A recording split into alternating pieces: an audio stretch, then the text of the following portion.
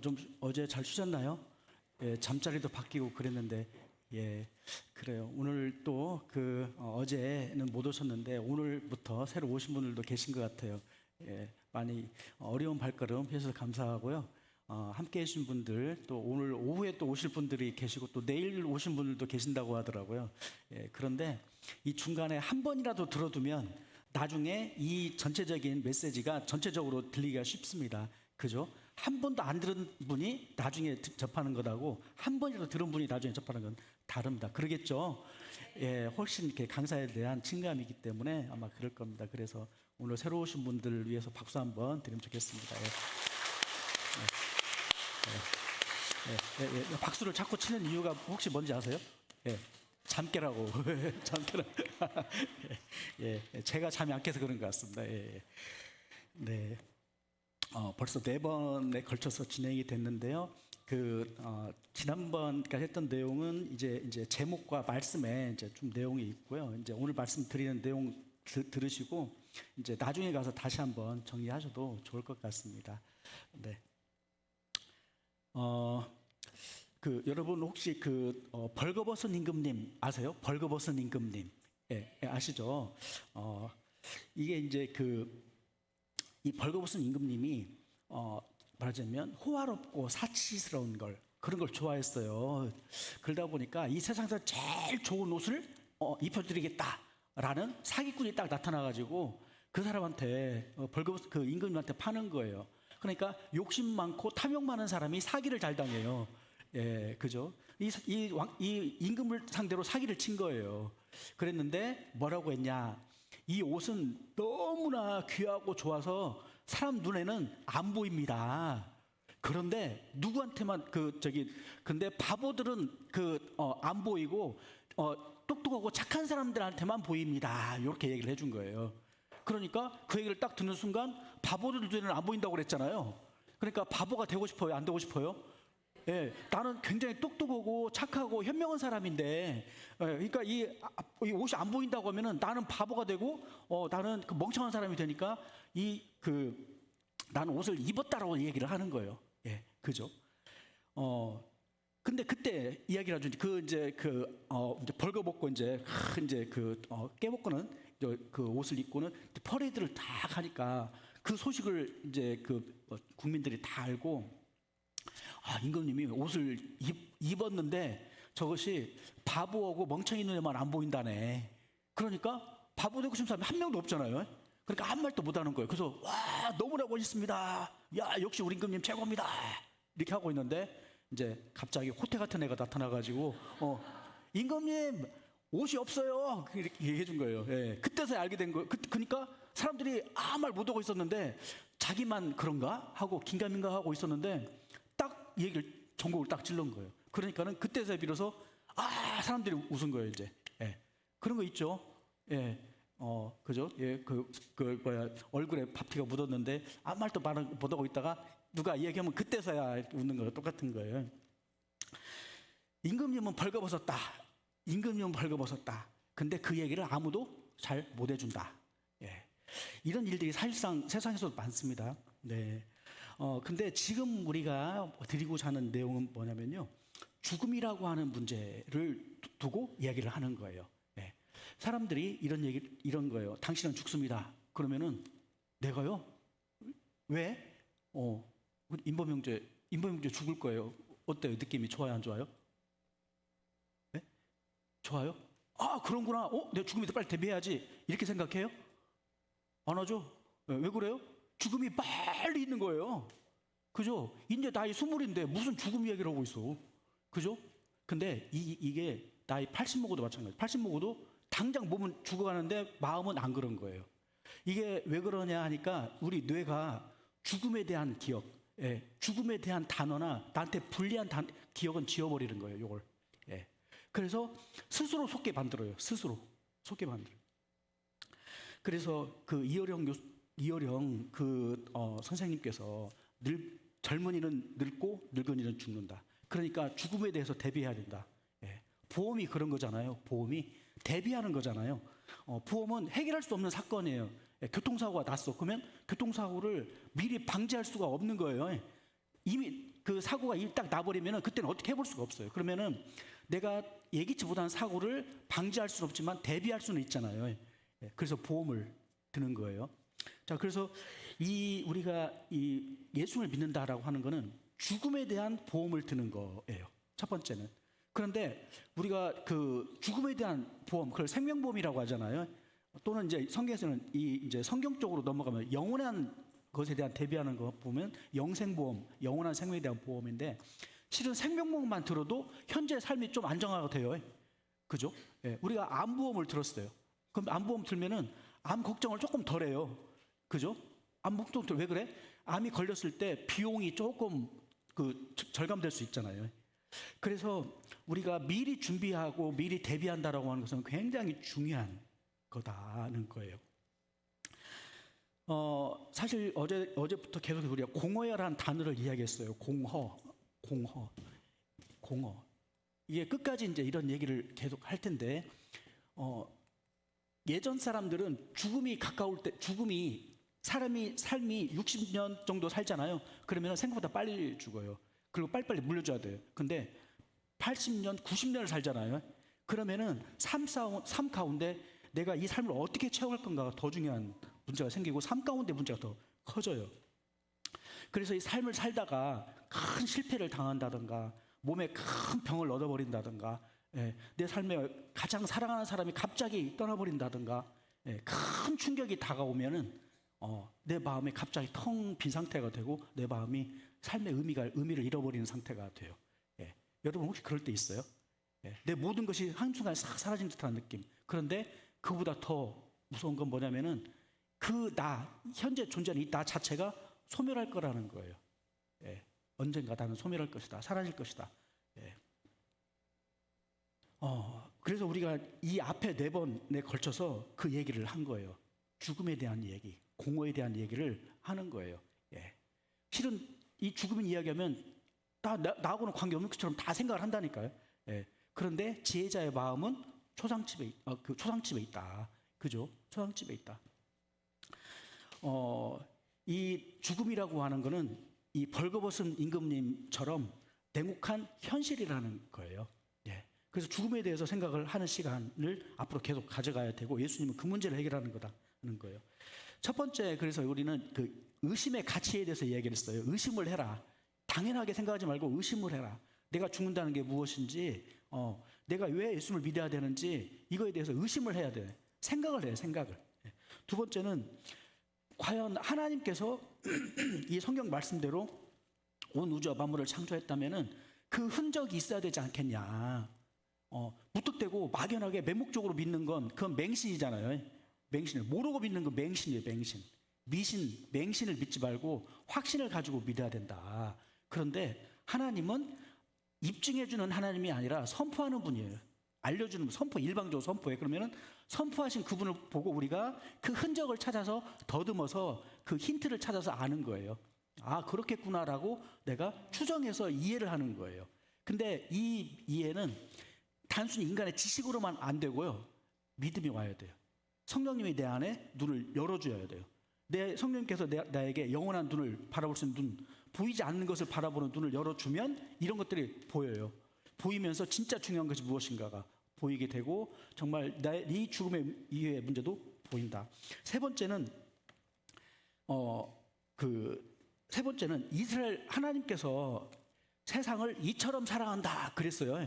하나님께서 세상을 이처럼 사랑한대. 근데 하나님께서 세상을 이처럼 사랑한다는 이 말이 뭔 말이냐 라고 하는 말을 어떻게 이해를 했냐면은, 일반적으로 우리가 그간에 했던 얘기들은 가장 사랑하는 아들을 십자가에 못 박아 죽일 만큼 사랑했다. 그것이 이처럼이다. 이렇게 얘기를 했어요. 그죠? 자기 아들을 내어줄 만큼 사랑한 것이 이처럼 사랑이다. 그랬는데 그것이 어떤 단편적으로 결과적으로 드러나는 거라면, 실은 과정 속에서 하나님께서 우리를 어떻게 사랑했는가, 우리 이 삶의 여정 속에서 하나님이 이처럼 사랑했다는 말은 도대체 무슨 말인가 라고 하는 것을 봤어요. 그게 뭐냐면, 구약의 이스라엘 민족을 통해서 이스라엘 민족이 계속해서 하나님을 반역하고 배반하잖아요. 하나님이 축복을 주면 축복만 따먹고 또 다른 축복을 찾아서 세상 신을 섬기는 거예요. 계속 두 신을 섬겨요. 계속 불신과 대립과 반목과 반항을 계속하면서 선지자들을 죽이고 계속 반대를 해요. 왕들을 세웠더니 왕들이 북이스라엘은 20명 전체가 나쁜 왕이에요. 나쁜 왕이란 말의 의미는 뭐냐면요, 정치를 잘못했단 말이 아니라 하나님 외에 다른 신을 섬기는 거예요. 북이스라엘 20명 전체가 다. 그래서 아시아를 통해서 멸망을 시켰어요. 남유다는 어떻게 됐냐? 남유다는 20명 중에 8명만 착하고 9명은 12명은 악한 왕이었어요. 그래서 결국 이스라엘 민족이 1600년간 걸쳐서 그 하나님의 그 선지자를 듣고도 회개했다가 다시 배반하고 또 축복받고 배반하고 배반하고 하다가 결국 1600년이 지나서 전 세계로 흩어져 버리는 거예요. 그래서 북이스라엘이 망하고 바벨론이 망했어요. 그랬는데 또 다시 하나님께서는 예수님을 보내서 이스라엘 민족을 회복시키려고 한다. 그러니까 하나님의 사랑은 내가 하나님 앞에 배반하고 반역하고 돌아서는 그 순간에도 계속적으로 하나님은 우리를 지키고 보호하고 인도하고 있었다는 거예요. 그게 이처럼이다 하는 거고, 그래서 이 구약 성경이 우리에게 의미가 있는 성경이다. 구약 성경이. 자, 세 번째는 이제 구약에서 하나님이 이처럼 사랑했다고 했다면은 이제 신약에서 그 주인공이 온 거예요. 예수님이라고 하는 분이 왔는데, 이 예수란 분이 우리 상상 속에서만, 머릿속에서만 존재하는 나를 사랑하시는 분, 나를 위해 십자가에 돌아가신 분이라고만 우리가 생각을 할 수 있지만, 실질적으로는 그보다 더 중요한 건 뭐냐면 그분은 실제 했던 분이었다는 거예요. 실제 살아있던 분이었다. 실제 역사 속에 살아있던 분이었고, 역사 속에서 그 이스라엘 민족과 전 세계에 영향을 미친 그 분이었다는 거예요. 그분의 가르침이나 그분이 살았던 그 삶 자체가 2000년간 전 세계를 변화시키는 그런 삶이 됐다라고 하는 거예요. 그분이 알려준 그 진리가 얼마나 크면 2000년간 전 세계에 지금까지, 지금 우리까지 그 예수님을 믿게 하냐는 거예요. 이게 그래서 예수님의 인성과 신성의 문제가 있어요. 역사 속에 살아있었던 예수님, 역사 속에 살아있던 예수님을 아는 건 왜 중요하냐면요, 예수님 지금 저는 어떻게 해야 될까요? 예수님 저는 지금 어떻게 해야 됩니까? 그럴 때 누구한테 물어봐요? 2000년 전에 그 예수님은 과연 그때 그 자리에서 어떻게 대응을 했었는가? 그 예수님은 힘들고 어려울 때, 이 고난이 있었을 때 과연 어떻게 대응을 했는가를 보는 거예요. 실제 살아있었던 분이기 때문에. 그죠? 예수님은 밤새 기도를 했어요. 그리고 예수님은 능력이 있었으니까 모든 사람이 여봐라 하면 싹 물러가고 딱 무릎 꿇고, 이게 아니었어요. 예수님이 나타났을 때 예수님을 죽이려고 했어요. 거꾸로 예수님을 죽이려고, 예수님을 잘 아는 사람들일수록 예수님을 안 믿었어요. 오히려 예수님을 죽이려고 했어요. 그러니까 우리는 예수님 믿으면서 저항이 많아요. 힘들게 많아요. 근데 예수님은 진짜 목숨을 걸고 그 3년을 살아냈고, 결국 그 3년 뒤에는 3년은 십자가 못 박아 죽으러 가는 그 3년이었다는 거예요. 그 3년이 지나고 난 뒤에 예수님이 이제 부활하셨는데, 그 부활하신 그 예수님은 지금 우리에게 얘기를 하는 거예요. 너희는 나를 따라오라, 이렇게 얘기를 해요. 근데 예수님이 나를 따라오라라고 하는 거는 예수님은 높아진 쪽으로 가는 게 아니라 낮아진 쪽으로 계속 갔어요. 계속 낮아져요. 하나님이신데 인간의 모습을 입고, 인간이었는데 가장 낮고 천한 자세로 왔고, 낮고 천한 자였는데 십자가 못 박아 죽을 정도로 계속, 죽음도 가장 안 좋은 죽음, 가장 힘들고 고통스러운 죽음으로 예수님은 내려갔던 거예요. 그죠? 근데 우리는 고통받기를 원해요? 잘 되기를 원해요? 잘 되기를 원하잖아요. 그죠? 이게 예수님의 마음과 반대예요. 그런데 오히려 거꾸로 예수님은 힘들고 어렵고 실패하고 자잘한 분들 옆에 찾아가는 분, 그게 사마리아 여인을 찾아가는 거예요. 니고데모는 찾아가지 않았어요. 니고데모는 당시에 굉장히 상식적인 개념, 그 바리새인 중에 바리새인이고, 이 사람은 사내들인 공회의원이에요. 우리나라 말하면 국회의원. 줄 대려면 국회의원한테 가야 돼요. 근데 이런 국회의원들 랍비한테는 가지 않고 사마리아 여인, 아무도 거들떠보지도 않는 그 사마리아 여인에게 찾아가서 자기가 답이 되어준 거예요. 자기가 답이 되었어요. 자기가 해결해 줘요. 그 예수님이었다. 그리고 예수님이 실제 역사 속에 살았던 것을 우리가 그냥 아는 것이 아니라 그 로마의 역사 그 학자, 그 역사가, 그리고 그 유대교이면서 기독교, 이 그리스도교에 대한 적대감이 있었던 요세푸스라고 하는 역사가, 썼던 그 글들을 통해서 그때 그런 일들이 있었구나라고 하는 것을 객관적으로 알 수 있었다는 거예요. 예. 그러니까 예수님은 머릿속에 존재하는 예수님이 아니라 실제 역사 속에 있는 예수님이다라고 하는 걸 잊으면 안 된다. 자, 그리고 이제 오늘은 그 예수님이 이제 십자가에 못 박아 돌아가셨다가 부활하셨다라고 하는 이 부활 사건에 관한 얘기예요.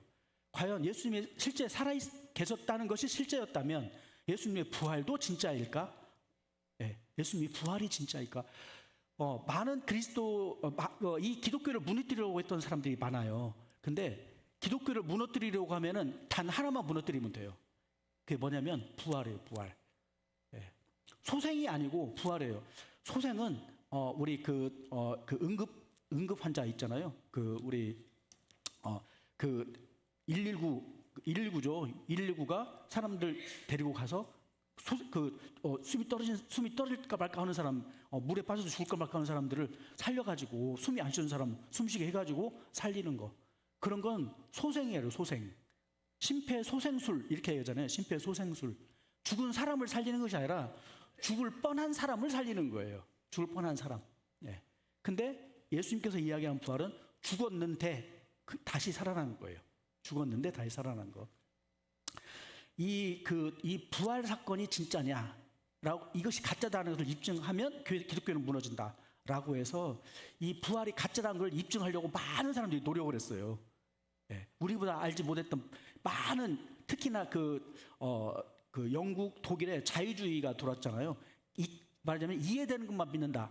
논리적으로 이해되는 것, 현재 나타나는 현상으로 이해되는 것만 믿겠다라고 하는 사람들이 자유주의 신학자들이라고 하거든요. 이 사람들은 성경을 있는 그대로 안 믿어요. 진짜야? 무리를 걸어갔대. 이거는 신화지. 너 무리를 걸어갈 수 있어? 지금 무리를 걸어가는 사람 있어요? 없어요?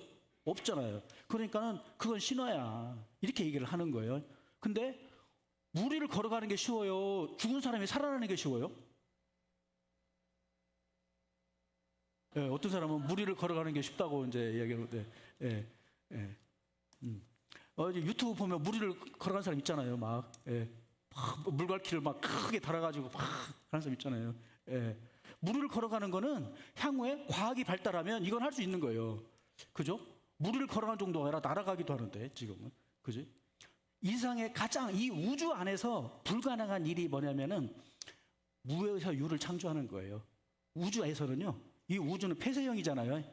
우주는 폐쇄형이에요. 이 폐쇄형이라는 얘기는 뭐냐면 우주 밖과 안이 단절돼 있어요. 그래서 우주 안에서만 에너지가 움직여요. 예. 그래서 근데 이 우주는 동시에 어떤 형태냐면요. 질서가 점점점 무너져가는 거예요. 점점점 무너져가. 이게 무슨 얘기냐면요. 사람이 점점 늙어가잖아요. 그죠? 그리고 이 집도 가만히 있으면 이 집이 점점 좋아져요. 집이 낡아져요. 낡아져요. 그죠? 그러니까 이것은 죽음의 현상이에요. 그것을 시간이라고 하는데, 시간은 뭐냐면은 점점 낡아지는 방향으로 간다. 이게 시간이에요. 근데 생명이 생명은 죽어간단 말이에요. 우리가 생명이 어릴 때 보면 생명이 자라난다고 하잖아요. 근데 생명이 자라나지만 결국은 어디로 가냐면 죽음을 향해서 나아가는 거예요. 예. 멀리 보면 지금 씨가 새로 태어났지만 죽음을 향해서 나아가고, 얘는 죽음에서 또 다른 씨를 남기고 죽고, 그래서 결국 죽음이 반복되는 거예요. 예. 생명은 또 다른 죽음으로 연결돼요. 예. 그죠? 근데 죽은 그 사람이 다시 태어나는 경우는 없다. 그런 건 없어요. 왜 그렇게 되려면 그 죽은 사람에게 에너지가 들어가야 돼요. 예. 죽은 사람에게 새로운 에너지. 그래서 그 우주 안에서 부활은 없는 거예요. 부활의 원칙은. 부활이 일어나려면은 우주 밖에서 에너지가 들어와야 돼요. 자, 그래서 오늘 이 부활에 관한 얘기를 그 자유주의 신학자들이 다른 걸 다 인정을 안 하는 사람들도 이 부활을 인정을 할 수밖에 없어요. 예. 근데 여러분도 한번 보세요. 오늘 말씀을 들으면서 여러분이 당시 빌라도의 최측근 보좌관이었어요. 보좌관이라고 생각을 해봐봐요. 그러면은 이야기를 할 수가 있죠. 최용우 보좌관, 지금 예수가 살아났다는데 가서 한번 확인해봐. 근데 네 목숨 걸고 해야 돼. 잘못하면 너 죽어. 이렇게 해봐. 그럼 할 거야, 안 할 거예요? 근데 해야지. 시키는데 안 해? 네. 빌라도가 시켰는데 빌라도의 부관이 너 해. 그럼 뭐 해야 안 해요? 해야지. 그러면 그러면 나 아내가 아니라 목숨 걸고 해야 되는 거예요, 진짜로. 그런 거요. 그죠? 예수님의 부활을 입증하지 못하면 너는 죽는 거야. 부활했든지 그랬으면 어떻게 됐어요? 부활 안 했다면 어떻게 된 거예요? 엄청난 사기 사건이 일어난 거예요. 그죠? 그것 때문에 이스라엘 민족 전체가 요동칠 수도 있는 거예요. 예. 이 사건 상황에서 여러분들이 직접 탐정이 돼 보시는 거예요. 예, 탐정이 되면서 진짜인가? 나 같으면 어떻게 예수님이 부활했다는 것을 확인할 수 있을 것인가? 예, 이렇게 해볼 수 있겠죠. 재밌어요, 재미없어요? 재밌어요. 오늘 이거 한번 해보는 거예요. 짧은 시간에 한번 쫙 해보게요. 이 부활이라고 하는 것은 두 가지 큰 장벽이 있어요. 뭐냐면 과학. 이 과학이라고 하는 건 뭐냐면요. 아까 엔트로피 법칙이라는 것을 이야기를 했는데 뭐냐면 점점 무질서하게 된다. 이 무질서라는 것을 단적으로 예를 들면 이거예요. 여기 물이 있어 이렇게. 그죠? 이걸 이렇게 제가 여기다 이제 따로 볼게요. 요거 다시 원 상태로 돌려보내 이게 쉬워요, 어려워요? 예. 근데 실제 가능해요, 안 가능해요? 가능해요? 여러분 이거 한번 볼게요. 이 나무를 불로 태워요. 예. 그리고 다시 원상복구 시킬 수 있어요, 없어요? 예. 없어요. 왜 그러냐면 이 분자 구조가 바뀌어 버린 거예요, 이거. 그죠? 분자 구조가 바뀌어 버린 거예요, 이게. 사람이 3일이 되잖아요. 몸이 썩어요. 몸이 썩어버려요. 몸이 썩는데 다시 원상복귀 시킨다? 가능해요? 논리적으로, 이론적으로, 의학적으로 가능해요? 어려워요. 예, 어려워요. 예. 우유가 3일 돼가지고 밖에 내놓으면 어떻게 돼요, 지금? 부패요. 요거 다시 원상태로 복귀시킬 수 있어요? 없어요. 그런 것도 안 되는데, 그런 것도 안 되는데, 예. 죽은 사람을 살린다? 없는 거. 이건 불가능. 이것은 과학적으로는 있을 수 없는 일. 예. 근데 이 하나님께서 우리에게 주시려고 하는 거는 바로 이 인간의 과학을 뛰어넘는 거예요.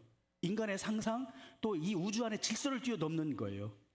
그래서 하나님은 초월자라고 하는 거예요. 초월자. 우주 밖에 넘어 있는 초월자만 가능한 거예요. 이 부활 사건은. 예. 자,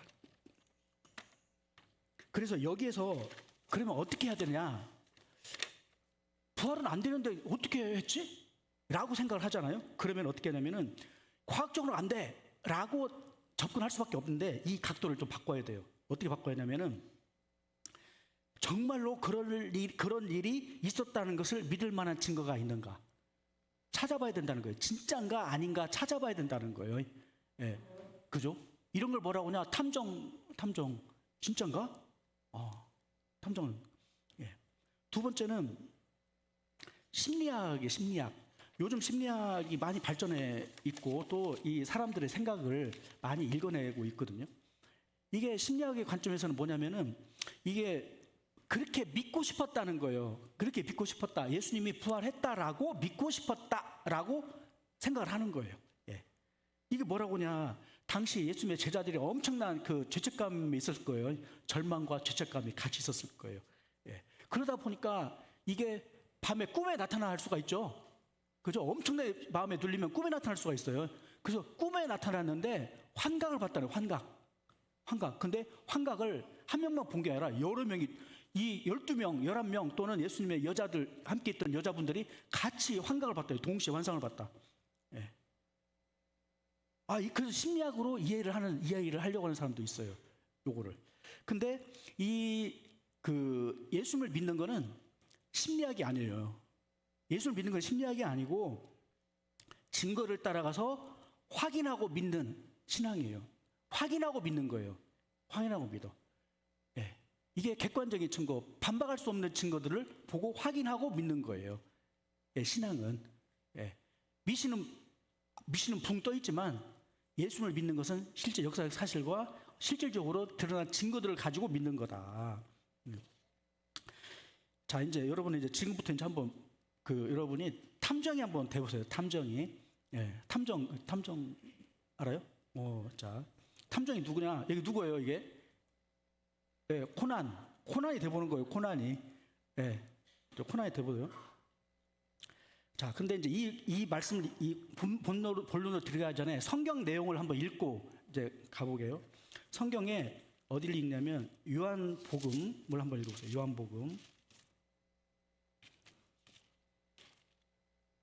요한복음 20장입니다. 요한복음 20장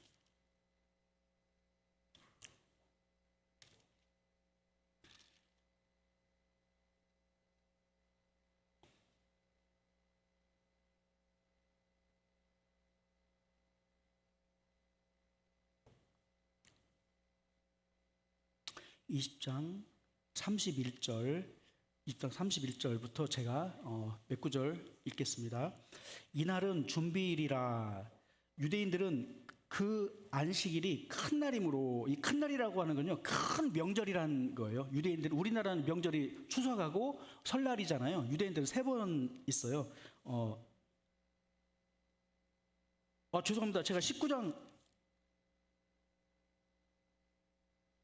19장이라고 해야 되는데 20장이라고 해야 돼. 19장 31절입니다. 아우, 감사합니다. 예. 벌거벗은 임금님이 안 되게 해서요.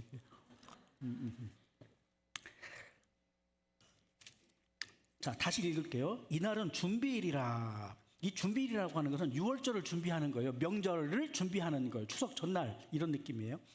유대인들은 그 안식일이 큰 날이므로, 이 안식일 중에 큰 안식일이에요. 이게 그 안식일에 시체들을 십자가에 두지 아니하려 하여 빌라도에게 그 다리를 꺾어 시체를 치워달라 하니. 이게 왜 다리를 꺾냐면요, 십자가 못 박으면 통상 2, 3일을 산대요. 근데 이날은 아침 9시 못 박았는데 저녁 오후 3시에 이제 안식일이 6시부터 안식이 되니까 오후 3시쯤 되니까 예수님이 돌아가셨단 말이에요. 그러니까는 빨리 이제 밤 6시가 되기 전에 시체를 끌어내리자는 거예요. 근데 그때 살아있으면 다리를 분질러 버려요. 못 도망가게. 예, 그래서 고통 가운데 죽게 하고 죽게 하는 거예요. 그런데 보니까 32절에 보세요. 군인들이 가서 예수와 함께 못 박힌 첫사람과 그 다른 사람의 다리를 꺾고, 이거 무슨 얘기냐면 예수님 양편에 있는 사람은 안 죽었어요. 이 사람들 안 죽었어. 그러니까 다리를 꺾어버렸고, 33절은 예수께 이르러서는 이미 죽으신 것을 보고 다리를 꺾지 아니하고, 예수께서 이미 돌아가셨어요. 근데 로마의 군인들은 사람을 죽이는 사람이잖아요. 죽이고 살리고 항상 하는 일이에요. 그죠? 그러면 이 사람들이 예수님이 죽었는지 살았는지 확인하기가 쉬워요, 어려워요? 쉬워요. 그죠? 이 사람들은 내가 저 사람을 못 죽이면 내가 죽을 수도 있는 상황에 항상 노출되어 있는 사람이에요. 예. 자, 그래서 34절, 그중 한 군인이 창으로 옆구리를 찌르니 곧 피와 불이 나오더라. 야, 이 군인 진짜 꼼꼼해요. 꼼꼼해요. 확인 사살을 해버리는 거예요. 예. 근데 여기서 피와 물이 나왔다는 얘기는 무슨 얘기냐면요, 심장을 찔렀다는 거예요. 심장. 예. 옆구리를 통해서, 이 오른쪽 옆구리를 통해서 심장을 찌른 거, 이 밑에서 착 찌르니까 심장이 터져버린 거예요. 심장이 터지면서 심장에서 물이 흘러나온 거예요. 피와 함께 물이 흘러나왔어요. 예. 이게. 그래서 의학적으로 이렇게 되면은 죽을 수밖에 없다. 이거는. 예. 그리고 이미 죽은 사람을 또 찌른 거잖아요. 이게 확인 사살을 한 거예요. 35절, 이를 본 자가 증언하였으니 그 증언이 참이라. 자, 그리고 이제 38절에 보면 아리마대 사람 요셉은 예수의 제자이나 유대인이 들어와 그것을 숨기더니 이후에 빌라도에게 예수의 시체를 가져가기를 구하매 빌라도가 화하는지라, 이렇게 돼 있죠. 자, 그래서 이제 한 장 넘겨보세요. 자, 이제 예수님을 이제 무덤에 장사했는데 20장 1절에 보면은 안식 후 첫날 일찍이 아직 어두울 때, 그러니까 새벽에 갔다는 거죠.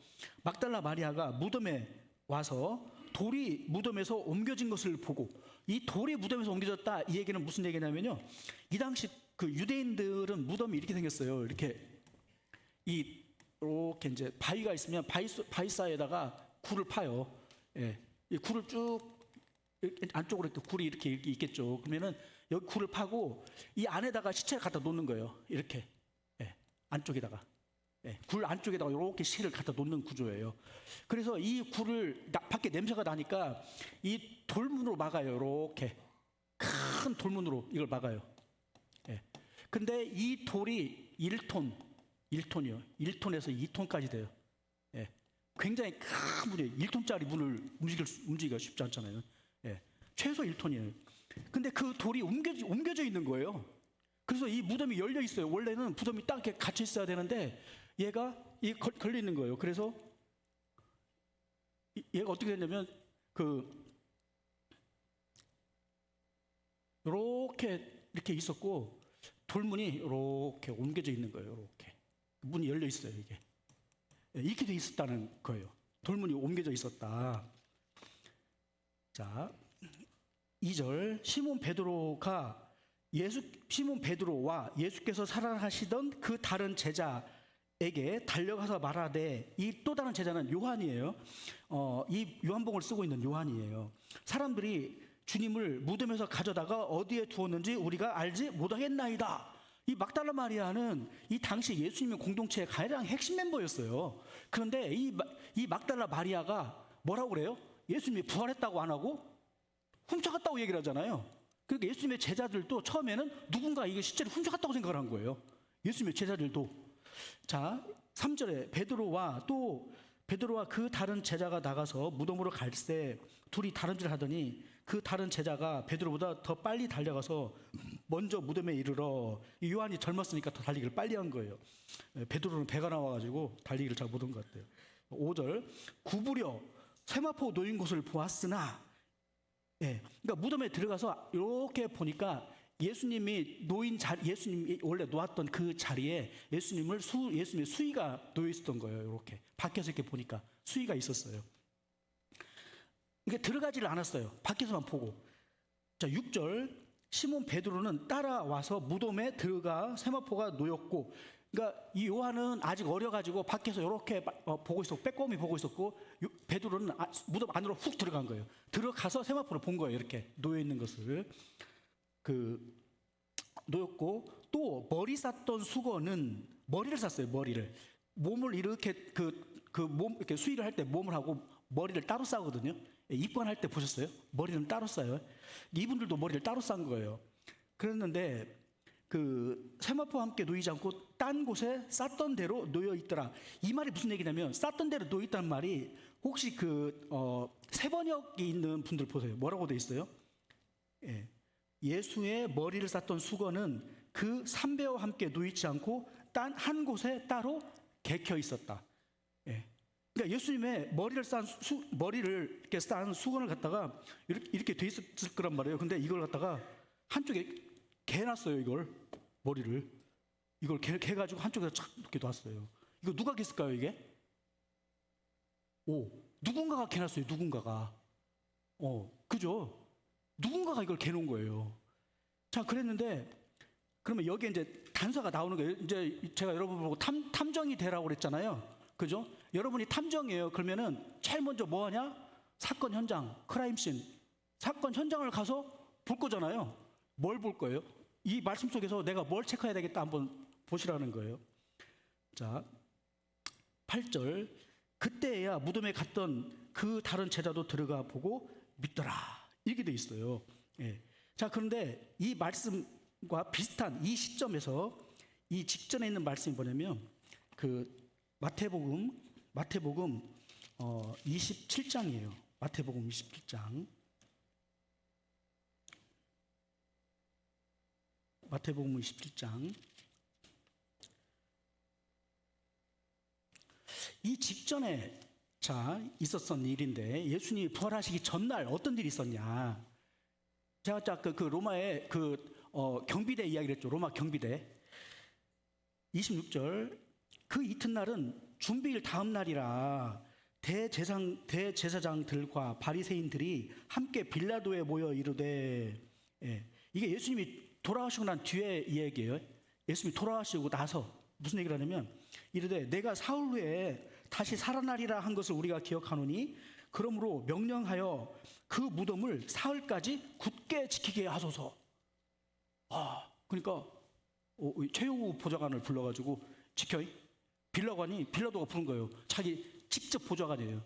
원래 이 보좌관이. 왜 그러냐면 굉장히 중요한 사안이기 때문에 자기가 가장 믿을 수 있는 신복을 시켰다는 거예요. 그 제자들이 와서 그 시체를 뭐 한다? 도둑질하여 가고 백성에게 말하되 그가 죽은 자 가운데서 살아났다 하면 후에 속임이 전보다 더 클까 하나이다. 이 밀란이 일어날 수, 이제 진짜 난리 날 수 있는 거예요. 그러니까 미리 만반의 준비를 하고 있는 거예요, 지금. 그래서 65절, 빌라도가 이르되 너희에게 경비병이 있으니 가서 힘대로 굳게 지키라 하거늘 그들이 경비병과 함께 가서 돌을 임봉하고 무덤을 굳게 지키니라.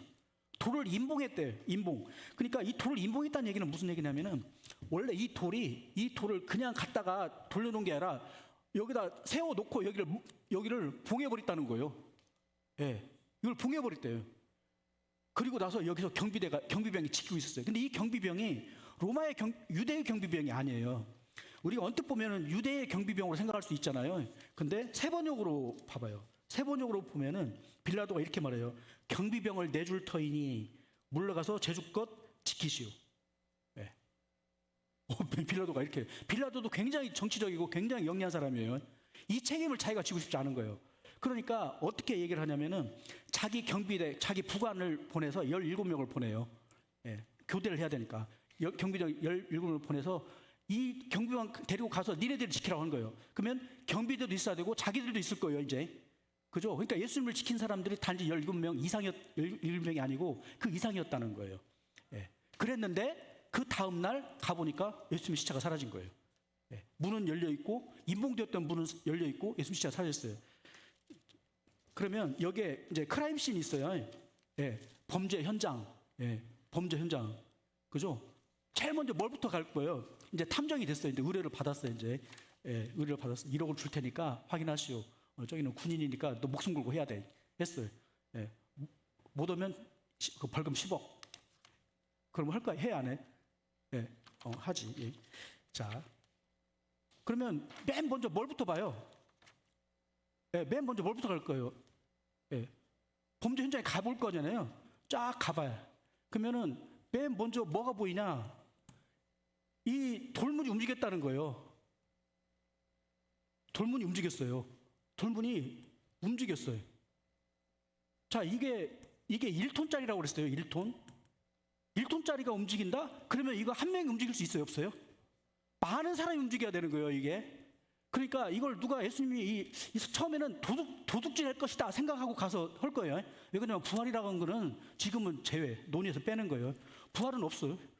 예, 로마 군인들이 내가 사람을 죽였는데 이놈이 3일 만에 살아나? 더군다나 십자가 못 박아 죽은 놈을 갖다가, 이게 십자가 죽어가지고 시체를 버렸는데 얘가 3일 만에 살아난다고?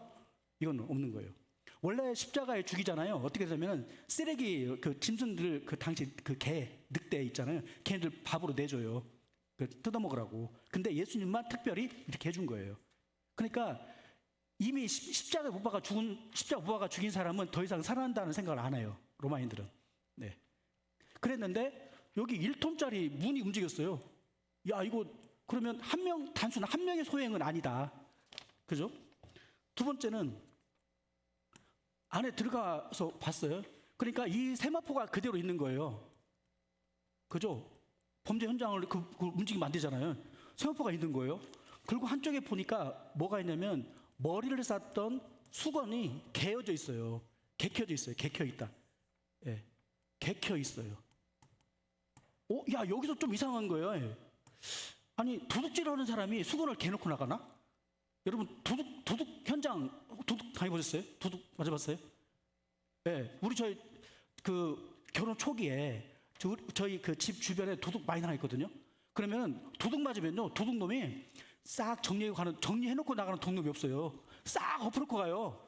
이불이고 뭐시고 다 끄집어내놓고 어디다가 숨겼는지 모르잖아요. 싹 엎어놓고, 그리고 중요한 것만 딱 들고 튀는 거예요. 그죠? 도둑놈이 수건을 싸놓고 간다? 이거 좀 이상한 거죠. 어때, 총장님 어때요? 그래, 안 그래요? 뭔가 좀 이상하지, 그죠, 임범 형제? 뭔가 좀 이상하지. 예, 어때, 원희 형제 앞으로 경찰 되려고? 예, 어때요? 예, 예, 우리 교회 경찰 관도 계시고 앞으로 경찰 되실 분들도 많아요. 그러니까 잘 생각을 해보세요. 크라임씬에 와보는 거예요. 세 번째 뭐냐면은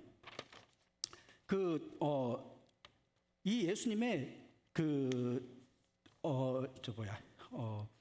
빈 무덤, 이 빈 무덤, 그 시체가 사라졌어요. 사라졌어요. 이건 분명한 사실인 거예요, 이게. 그죠? 이게 빈 무덤이 사라졌어요. 요 세 가지를 볼 수 있겠죠. 기본적으로는. 예, 또 뭐 볼 수 있는 게 있을까요? 예, 또? 예. 이제 생각을 해보세요. 이제 여러분들은 저보다 머리가 좋으니까, 이것도 있겠는데? 이럴 수 있죠.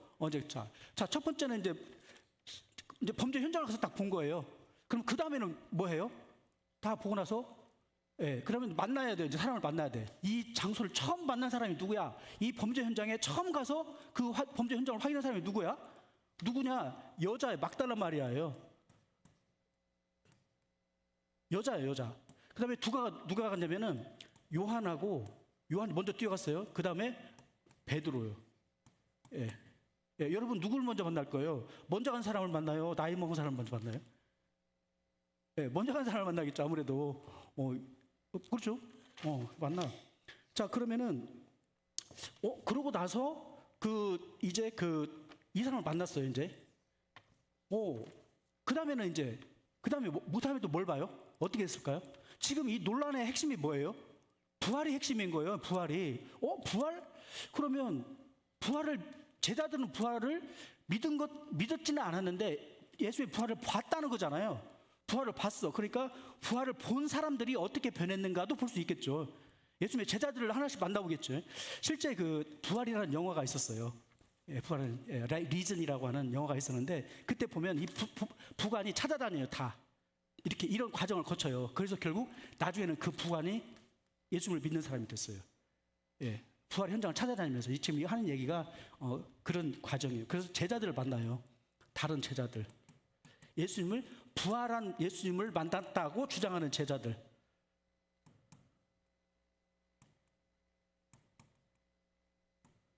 예. 부활하신 예수님을 만났다고 주장하는 제자들. 예. 예. 자, 그런데 여기를 만났더니 이 제자들이 어떻게 돼 있냐면요. 처음에는 제자들이 자기네들도 죽을까봐 숨어 있었어요. 근데 그러면 경찰을 만나면 어떡해요? 예, 어떻게 경찰을 만나면 어떨 것 같아요? 제자들이 예수님의 시체를 훔쳤어요. 그러고 나서 경찰을 만나. 그러면은 그 가운데 살떨려서 이야기하는 사람이 반드시 있겠죠. 그러죠? 공모를 한 사람, 공모를 했다. 그럼 반드시 배반하는 사람이 나올 수밖에 없어요. 그죠?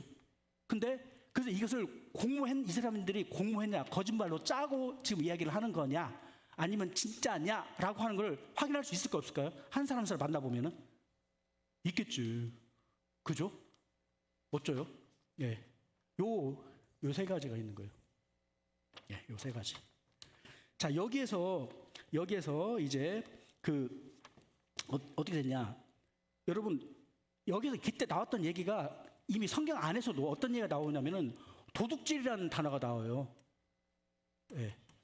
처음부터 베드로뿐만 아니라 로마의 경비병들이 또는 유대의 관원들이 부활한다고 하는 말을 저것은 나중에 시체를 도둑질했을 거야라고 또는 도둑질을 할 거야라는 계획으로 받아들여요. 그래서 도둑질 못하게 막아버린 거잖아요, 원래부터.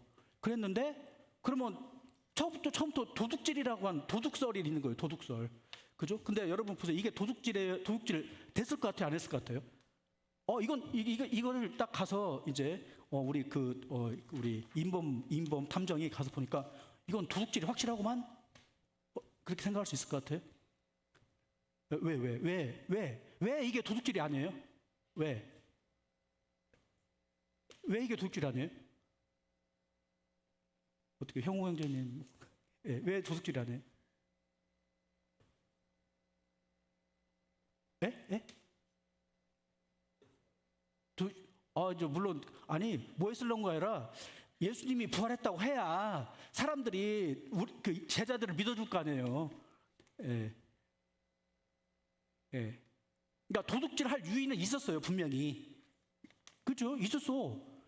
전혀 없는 건 아니에요. 그러니까 도둑질이 굉장히 강력한 후보예요, 후보. 그러니까 그러면 누구를 족쳐요? 제자들이다 도둑질이다 그러면은 누구를 족쳐요?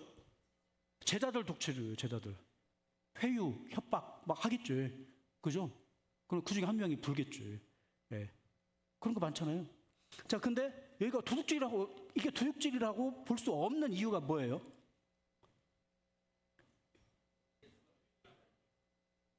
이게 도둑놈이 시체를 훔쳐가면서 지금 이걸 밀고 여러 명이 왔어야 되잖아요. 이 돌문을 밀고 가서 예수님 시체를 훔치고 막 해서 막 도망가야 되는 거예요. 이 옆에 경비병들을 17명의 경비병을 따돌려야 돼요. 그러니까 17명의 경비병들이 반항하지 않으면서, 이 사람들이 조용히 잠자고 있고 전혀 반응하지 못하게 하면서 돌문을 옮기고 예수님의 시체를 훔치고 도망가야 되는 거예요. 그러니 여기서 근데 개어났다? 뭐가 이상한 거예요. 도둑놈이 개놓고 하는 도둑놈이 어디가 있어요? 이게 이상한데? 또 하나 제자들을 만나본 거예요. 이 제자들이 다 빌빌한 거예요. 이 제자들은 원래 두려워 도망가고 있어. 베드로는 3번을 보냈잖아요. 3번을. 간땡이가 커요, 작아요? 간땡이가 요만해. 베드로 간땡이가 요만해. 벌벌벌 또 떨고 있어요. 그리고 실제로 예수님이 부활하고 난 뒤에도 벌벌벌 떨고 있고 나중에 부활했다는 것도 안 믿었어요, 제자들이. 나중에 도마가 왔어요. 도마는 부활했단 말을 안 믿고, 야, 나는 예수님의 그 손가락이 이 못자국과 창자국에 손을 넣어봐야 믿지. 그러나 못 믿어. 이렇게까지 얘기했던 사람이에요. 또 거기에 그 동생 야고보도 있어요. 야고보, 예수님의 동생 야고보. 그 인간 내가 그럴 줄 알았어. 이렇게 생각했던 사람이에요, 이 야고보는. 근데 나중에 부활한 예수님을 딱 본 거예요. 창자국 못자국 있는 상태로 나타나 버린 거예요. 그러니까 이 제자들을 가서 만나서 보니까 이 제자들 입장에서 이제 한번 생각해보세요. 여러분이 탐정이라고 생각하고요. 이제 그 탐정을 이제 지나서 이제 로마의 부관이야, 이제. 그 경찰이 돼가지고 이 얘네들을 조사를 딱 해보니까 얘네들은 간땡이도 쩔 뿐만 아니라 얘네들이 그렇게 해서 얻을 이익이 뭐예요? 이 사람들이 예수님의 그 시체를 훔쳐가가지고 부활했다고 해가지고 얻을 이익이 뭐냐? 사실 이 인간들 보니까 별것이 없는 사람들인 거예요. 그 베드로는 뭐 하는 사람이에요, 원래? 나는 내가 왜 예수님 때문에 내 목숨을 걸어? 그죠? 예수님 시체 훔쳐가다 걸리면 어떻게 돼요? 자기 죽어야 돼요. 제자들 다 죽어야 돼. 그죠? 예수님 때문에 목숨 거는 사람 있어요, 없어요, 지금? 그 당시에 예수님 때문에 목숨 거는 사람 있어요, 없어요? 한 명도 없어요. 그리고 이 제자들 뿐만 아니라 전부 다 다시 업으로 돌아가 버렸잖아요. 그죠? 고향으로 가고 다시 업으로 돌아가 버렸어요. 그러니까 예수님의 시체를 훔쳐서 자기가 뭔가 얻을 이익이 그렇게 별로 없었다. 정황적 이익이 없었다는 거예요. 도둑질은 그래서 안 된다. 도둑질 안 돼. 나는 지금도 강력하게 이쪽은 도둑질이야 이렇게 주장할 사람이 있어요? 주장하실 분? 한번 생각을 해보세요. 그죠? 두 번째 방법이 뭐냐면요, 기절설이에요. 기절설.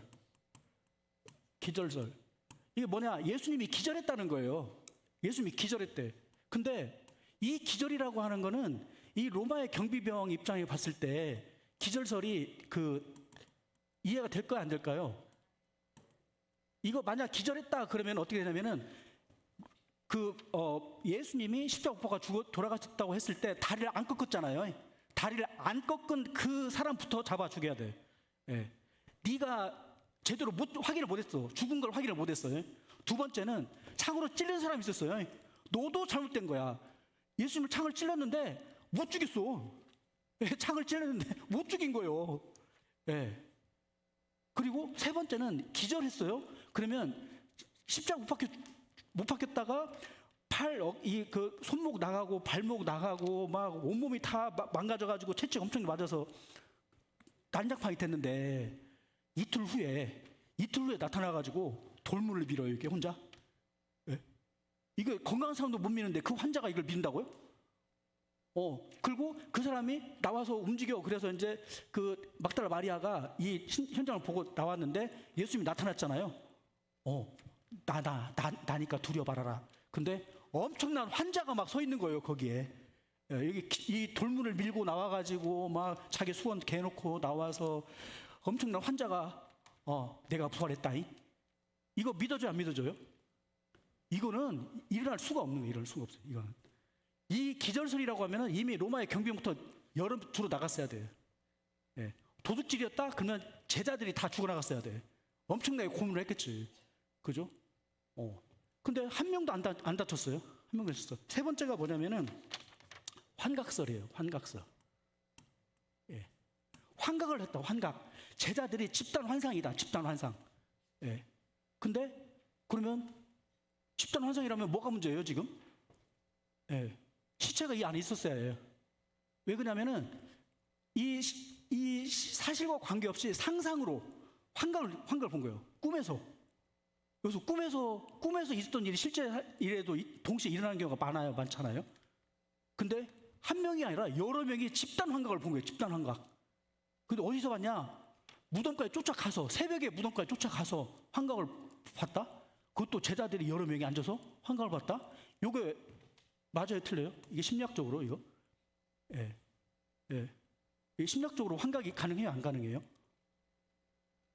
안 가능하죠? 그러면 이 상황에서 예수님이 부활했다고 믿을 수밖에 없는 상황이 있어요? 아니면은, 그래도 예수님이 부활했다고 보기 어려울 것 같은데?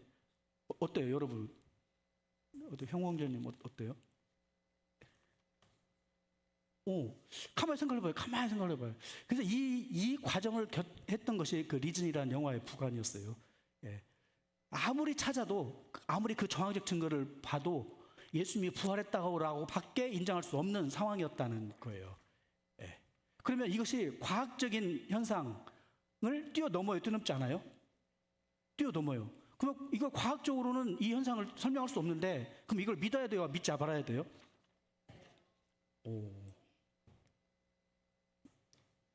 그래요? 어때요? 예. 제가 드리는 말씀이 이게 하나의 단초가 될 수가 있어요. 예. 제가 이제 이 중에 몇 가지만 이렇게 말씀을 드린 건데, 이렇게 생각을 해보시면서 성경을 읽어보면은, 와, 이 성경이 정말 이게 이렇게 듣구나. 이걸 알 수가 있는 거예요. 자, 그래서, 자, 여기에 이제, 이 예수님의 부활이 사실이라면 어떤 일이 있냐. 예수님의 이 부활이 사실이라면 어떤 게 있냐면, 첫 번째는 예수님이 진짜 하나님 아들이었다는 거예요. 예수님이 진짜 하나님 아들. 다르게 말하면 신이었다는 거예요. 신. 예수님이 신이었다. 신의 아들은 신이에요. 예, 신이었다는 거예요. 근데 예수님이 신이라는 사실이 왜 중요하냐면요, 예수님이 신이기 때문에 예수님의 피의 효력이 신적인 거예요. 신적 효력이 있어요. 예. 신이라고 하는 거는 3차원 넘어 있는 존재를 신이라고 해요. 그죠? 신은 죽어요, 안 죽어요? 안 죽어요. 그래서 신이라고 하는 존재는 성경에서 예수님께서 이야기한 데는 이게 진짜야, 진짜. 예, 참된 것이다. 두 번째는 이게 영원한 것이다. 그리고 완전한 것이다. 예. 왜 영원 완전이라고 했냐? 완전이냐? 이게 플라톤이 이야기한 그 이데아 상태이기 때문에 그래요. 예, 이데아 상태, 영원하고 완전한 그 무언가가 있을 것이다라고 하는 그거예요. 예. 그러니까 예수님이 돌아오시고 나하고 뭔 관계가 있어라고 생각할 수 있지만, 예수님은 신이고 영원하고 완전한 분이기 때문에 그분의 피가 온 세상 모든 사람의 죄, 특히 나의 죄까지 포함해서 모든 효력을 미친다라고 하는 거예요. 이게 논리적 증거예요. 예.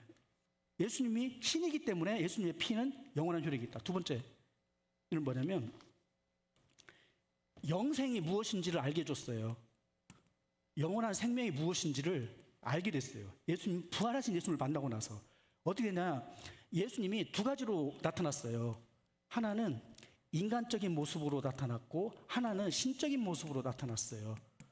인간적인 모습은요, 식사를 하셨어요. 먹고, 걷고, 대화를 했어요. 예, 대화를 했어요. 그래서 이 예수님이 현실에 살고 있었어요. 부활하신 예수님이 현실에 살고 있어요. 그러니까 이 영원한 생명이라는 것은 죽어서 어디 가는 것이 아니라 이 땅의 현실에 존재하는 것이다는 거예요. 근데 동시에 이 신적인 것은 뭐냐면은 그 예수님이 시간과 공간, 물질을 초월했어요. 이게 무슨 얘기냐면은 예수님이 부활하신 그날에 제자들한테 나타났어요. 근데 제자들이 뭐 하고 있었냐면 문을 닫고 있었어요. 왜 문을 닫고 있었어요? 두려워서. 경찰이나 누가 쫓아와가지고 니들 예수님 진짜 어떻게 했어?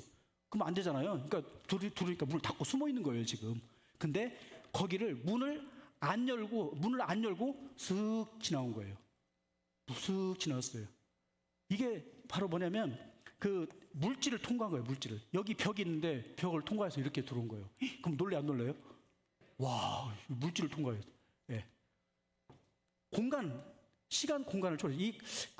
그 예루살렘에 있다가 또 거기 갈릴리로 금방 가고 이 자리에 계셨다가 또 쓱 나가는 거예요. 예. 그러니까 이 3차원 외에 계셨다가 3차원 안으로 들락날락 하는 거예요. 예. 들락날락이. 예. 여러분, 우리가 우리가 2차원에 산다고 생각해봐. 2차원은 이 면이거든요. 면. 만약에 이 2차원의 면을 갖다가요, 여기다 구멍을 딱 뚫어요. 이렇게 딱 뚫어봐. 이렇게 딱 뚫었어요. 이렇게 뭐 쭉 뚫어가지고 요렇게 해서 요렇게 빠져나가요. 그러면 이 2차원에 존재하는 사람은 요 펜을 어떻게 인식할까요? 예. 처음에는 뾰족하게 인식을 해요. 그러다면은 둥글게 인식을 해요. 그러다가 얘 모양이 바뀌면 바뀐 모양대로 인식을 해요. 그래서 통과하고 나면은 사라졌어요. 예. 무에서 유로 들어왔다가 다시 사라져버린 거예요. 그러니까 시간도 공간도 물질도 통과하는 거예요. 이렇게. 근데 이 사람들은 내 눈에 보이는 순간만 보여요. 이렇게. 예. 그러겠죠. 그러니까 이 3차원에 있는 존재에게 4차원에 있는 존재가 지나가면은 우리는 그 모습을 전체는 볼 수가 없어요. 예. 우리 3차원에서 닿는 면만 볼 수가 있어요. 예. 그죠? 그래서 우리는 영원한 생명이면서 동시에 초월적 존재와 만난다는 거예요. 이 초월적 존재는 누구냐면은 초월자, 성령님이에요. 성령님, 예수님은 몸을 입고 오신 분이고, 몸을 입고 오신 분이 다시 이 땅에 내가 왔는데 그게 성령님이에요. 그러니까 성령님이 오셔서 예수님을 알게 해주고 내 안에 성령님이 살아 역사하게 해주는 거예요. 우리가 구약시대에 언약이 있어요. 새 언약. 구약의 새 언약은요, 두 가지예요. 새 언약은 두 가지인데 하나는 죄사함이고요, 또 하나는 성령님을 보내겠다는 거예요. 예. 죄사함과 성령님을 보내는 거예요. 이 죄사함이 믿어지게 하고 죄사함을 통해서 그 성령님이 내 안에 와서 주인 되시는 거예요. 예. 예수님을 주인 되게 해주시는 분, 이게 성령님이에요. 그러니까 우리가 예수님 믿으면 뭐가 좋아? 성령님이 내 안에 계셔서 나를 지키시고 보호하시고 인도하시고 나에게 가장 좋은 길로, 나에게 가장 좋은 것을 주시려고 인도하시는 분, 그게 성령님이에요. 그죠? 예전에 자력 구원은 내가 해야 되잖아요. 근데 타력 구원은 하나님이 해주신 구원은 성령님 오셔서 직접 해주신다는 거예요. 근데 이 성령님은 내 마음의 의지와 감동과 내 지식의 변화와 함께 움직여요. 예, 함께 움직여요. 그걸 변형이라고 그래요. 변형. 성령님 안 계실 때 하고 성령님 계실 때는 달라요. 예. 자, 세 번째가 뭐냐면은 하나님 나라가 뭔지를 알게 돼요. 아, 하나님 나라가 이런 거구나 알게 되는데, 이 하나님 나라는 뭐냐면 예수님이 통치하시는 거예요. 예. 자, 예수님 통치는 뭐냐? 예수님의 통치는 어떻게 하는 거냐 하면은 시편 23편이 예수님이 통치하는 거예요. 시편 23편. 제가 이제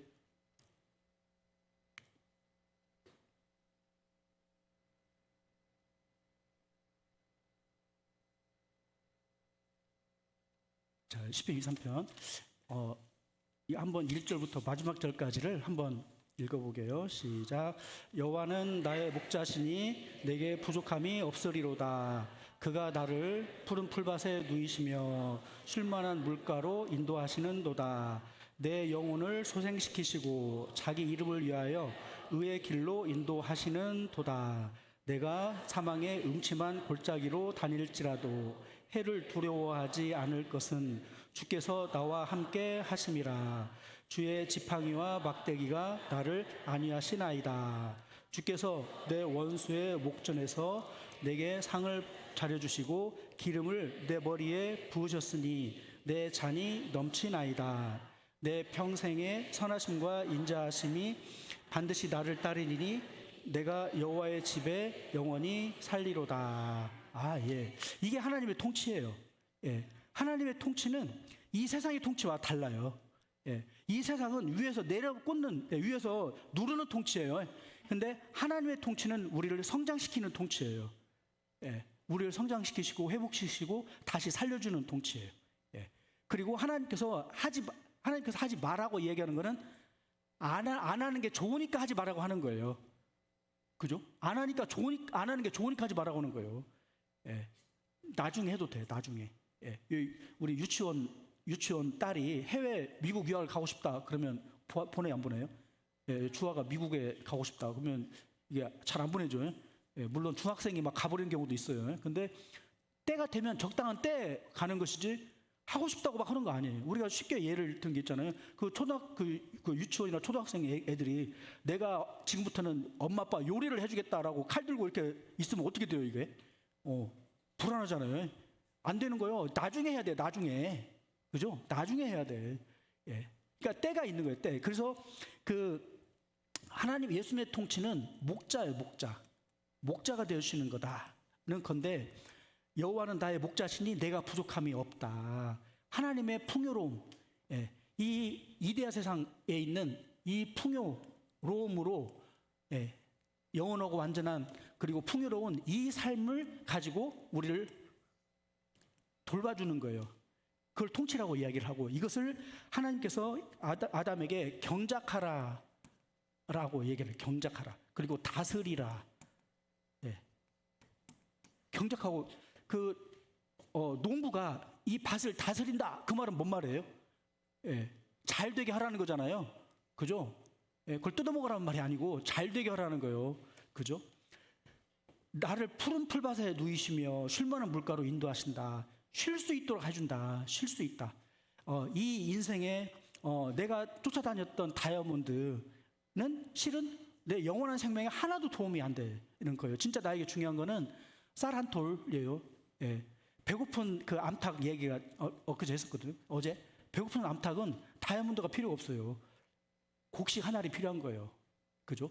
배고파 죽겠는데, 사막에서 죽게 생겼는데 다이아몬드 한 트럭 갖다 준다고 내가 도움이 돼 안 돼요? 내가 죽으면 다이아몬드 뭔 필요가 있어요? 그죠? 여러분 어떻게 생각해요? 지금 죽게 생겼는데 다이아몬드 한 트럭 받을래? 물 한 컵 먹을래? 뭐가 중요해요? 예, 다이아몬드 받고 죽고 싶다. 예, 물론 그런 사람도 있어요.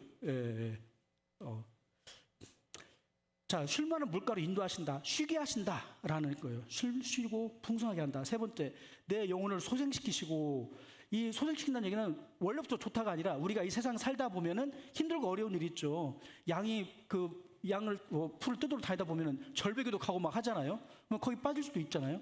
뭐 그럴 때 다시 살려준다. 자기 이름을 위하여 의의 길로 인도하시는도다. 내가 사망의 음침한 골짜기를 다닐지라도 해를 두려워하지 않을 것은 주께서 나와 함께 하심이라. 주의 지팡이가 막대기가 나를 안위하시나이다. 이 예수님을 믿으면 죽을 일, 사망의 골짜기가 없을 것 같잖아요. 근데 아닌 거예요. 오히려 그런 일들 속에서 하나님이 나를 어떻게 지키시고 보호하시고 인도하시는가가 드러나는 거예요. 네, 그죠? 그러니까 어려움이 왔다고 하나님이 나를 미워하나? 하나님이 나를 싫어하나? 이게 아니고, 어려움이 왔을 때 진짜 네가 나를 찾아라. 그때가 지금 내가 너한테 필요한 때야라고 이야기해 주시는 거다. 자, 5절은 주께서 내 원수의 목전에서 내게 상을 차려주시고, 이게 잔치상이에요. 승리의 잔치상이에요. 승리의 잔치상. 예.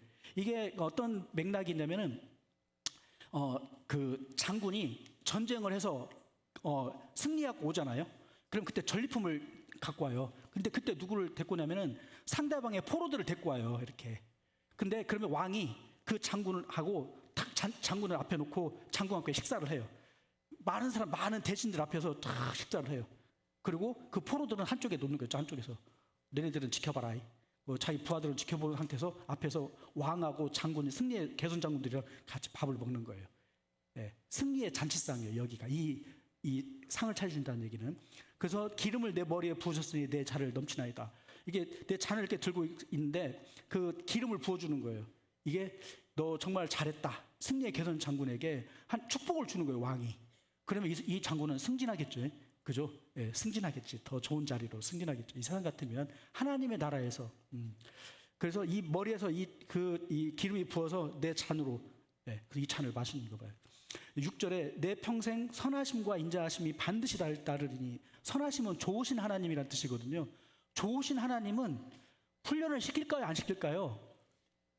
좋으신 하나님은 훈련시켜서 더 큰 일을 하게 해줘요.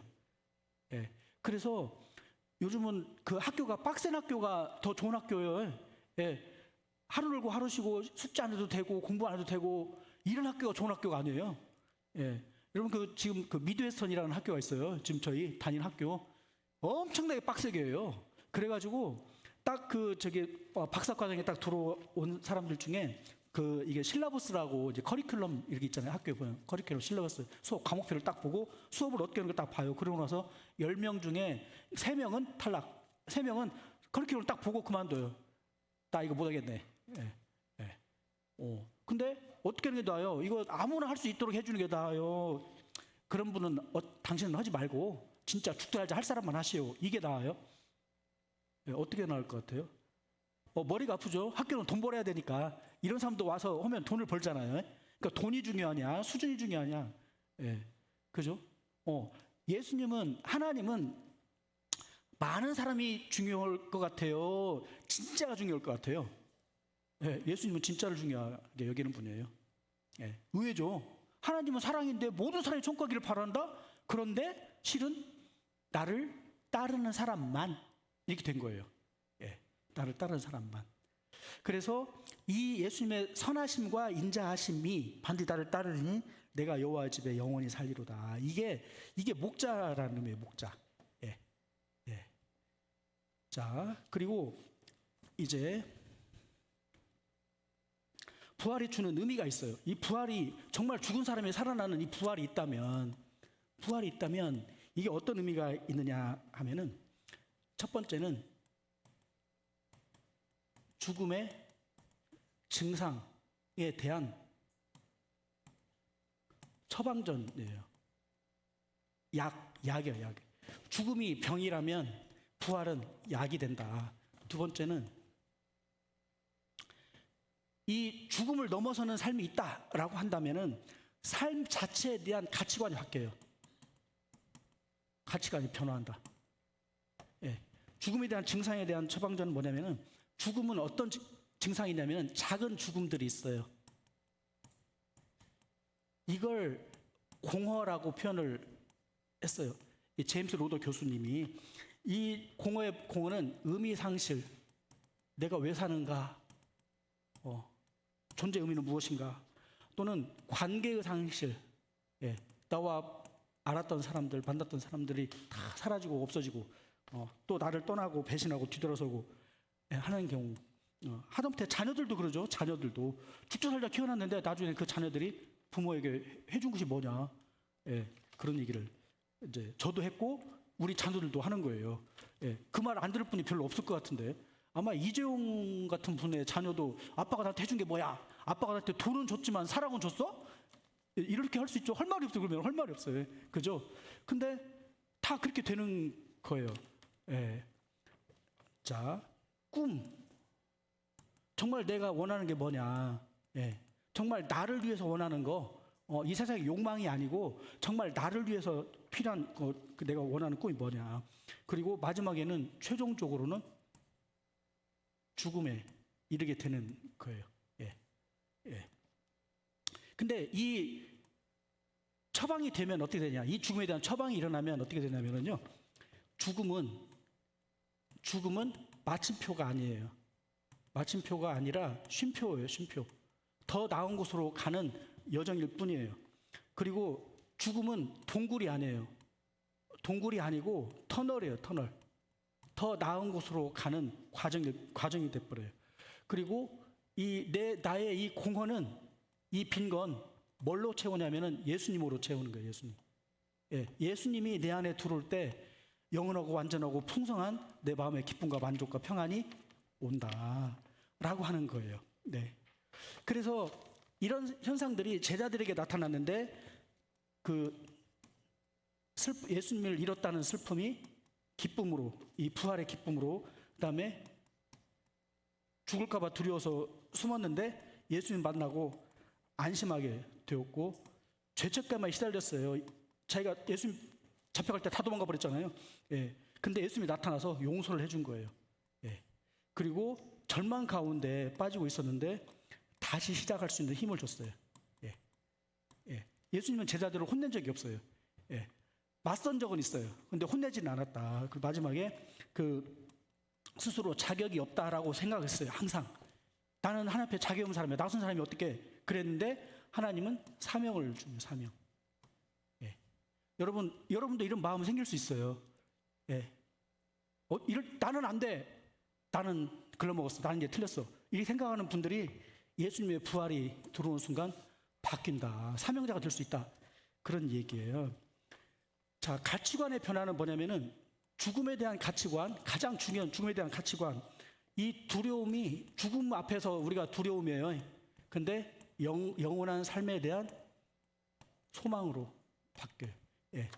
이 죽음은 두려운 것이 아니고 이 죽음을 통해서 더 나은 곳으로 가는 그런 통로다. 그러니까 죽음이 기쁨과 감사가 되고 내 겉모양은 후패하나 속사람은 날로 새롭도다. 이렇게 바뀌고, 그다음에 성공과 실패의 기준이 바뀌어요. 예. 이 세상에서 돈을 많이 벌고 승진하고 내가 많은 사람들이 존경하고 우러러 보는 것이 성공이 아닌 거예요. 그게 성공이 아니고 진짜 성공은 뭐냐면은 내 영원한 소망, 내가 영원히 갈 그곳에 부르심에 합당했느냐, 이 부르심에 합당했느냐, 이 부르심에 내가 제대로 응답하고 살았느냐. 이 세상에서의 성공이 아니라 영원한 하늘나라에서의 그 부르심에 합당해 살았는가가 성공과 실패의 기준이 된다는 거예요. 여기는 내가 성취했느냐가 중요한 게 아니라 순종했느냐가 중요해요. 순종하면 그 다음은 하나님이 책임지는 거예요. 예. 내가 5달란트를 남기든 10달란트를 남기든 그거는 나한테 걸린 게 아니에요. 그건 아버지가 하실 일이에요. 아버지가 하실 일. 그러니까 상금을 누가 많이 받냐? 우리는 몰라요. 예. 앞에서 말하니까 상금 받는다? 아닌 거예요. 예. 오히려 말 없이 기도하고 가장 낮은 곳에서 하나님을 향해서 하나님이 이 지피를 살려주세요. 이 지피를 통해서 한 동이라도 구원받게 해주세요. 라고 간구하는 그분에게 주님이 함께 하실 수도 있고 그분에게 하나님이 응답하실 수도 있는 거예요. 그 다음에 관계. 이 관계라고 하는 거는 세 가지가 있어요. 하나님과의 관계, 그리고 나와의 관계, 그리고 이웃과의 관계예요. 근데 이 관계가 옛날에는 하나님을 알지 못할 때는 뭐냐면 쌍방계약이에요. 다. 이 쌍방계약이라고 하는 건 뭐냐면요, 서로 잘해야 돼. 일방적인 건 없어요. 여러분 연애할 때도 일방적으로만 주면 그 연애가 돼요, 안 돼요? 예, 임범영제 그런 거 안 되잖아요. 일방적으로만 주면 그 아가씨가 잘 되는 것도 아니고, 그렇다고 그 아가씨가 나한테 일방적으로 주면 만나고 싶어? 안 만나고 싶어요? 안 만나고 싶어. 그러니까 재벌집 아가씨 만나면 좋을 것 같잖아요. 근데 안 좋다니까, 안 좋아요. 예, 서로 맞아야 돼. 예, 사랑은 주고받아야 되는 거예요. 그러니까 이 세상에서는 모든 게 쌍방계약이에요. 부모 자녀 간에도 그래요. 부모 자녀 간에도 사실은 그런 게 전혀 없지 않죠. 예. 근데 나도 마찬가지. 내가 나를 바라볼 때도 네가 그 정도 해야 내가 어느 정도 나를 인정해주고 나를 봐주는 게 있어요. 예. 자기를 인정하지 못하는 사람 있죠. 예. 나를 인정하지 못해. 나를 용서하고 나를 인정할 수 있어야 돼요. 예. 이게 근데 어떻게 가능하냐면 예수님이 나를 용서했다는 것이 내 안에 들어오면 내가 나를 용서할 수 있는 힘이 생겨요. 거꾸로 내가 나를 용서할 때 비로소 예수님 용서도 들어와요. 이것이 어떻게 바뀌냐면은 이게 일방계약으로 바뀌어요. 일방계약. 이걸 뭐라고 하냐면 은혜라고 해요. 은혜. 이 쌍방계약은 나와 다른 사람이 서로 주고받는 거예요. 이게 대등해야 돼. 예, 서로 등가의 법칙이 있어야 돼요. 무엇이든지 서로 등가가 돼야 돼. 그래야 같이 가는데, 은혜라고 하는 거는 뭐냐면, 은혜와 믿음은 일방적으로 주고 그거에 대해서 반응을 하는 거예요. 예, 반응을 하는 거예요. 은혜와 믿음은. 그래서 무조건 주라.